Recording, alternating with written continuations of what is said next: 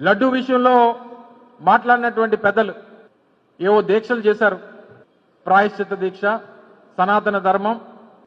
మరి ఇప్పుడు జరిగినటువంటి ఘటన తర్వాత మరి ఏ దీక్ష చేస్తారో, ఏం మాట్లాడతారో మేము కూడా చాలా కుతూహలంగా ఎదురు చూస్తూ ఉన్నాం.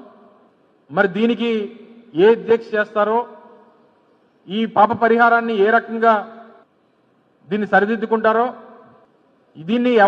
దీనికి ఎవరు కారకులు చేస్తారో, సనాతన ధర్మాన్ని కాపాడేటువంటి గొప్ప నాయకులు ఏం సమాధానం చెప్తారో అందరూ కూడా ఎదురు చూస్తూ ఉన్నారు. ఏదేమైనప్పటికీ నిన్న జరిగినటువంటి ఘటన చాలా దురదృష్టకరం. తిరుమల తిరుపతి చరిత్రలో ఎప్పుడు కూడా జరగనటువంటి ఘటన.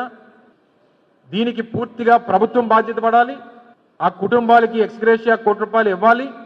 దీనికి ఇన్వాల్వ్ అయినటువంటి ఈ నిర్లక్ష్యానికి కారకులైనటువంటి అధికారుల్ని, అది జేఈఓ దగ్గర నుంచి, కలెక్టర్ దగ్గర నుంచి, ఎస్పీ దగ్గర నుంచి సంబంధించినటువంటి అధికారుల వరకు అందరినీ సస్పెండ్ చేయాల్సినటువంటి బాధ్యత ప్రభుత్వం మీద ఉంది. దీనికి వైఎస్ఆర్ కాంగ్రెస్ పార్టీ, రాష్ట్ర ప్రజలు డిమాండ్ చేస్తా ఉన్నారు.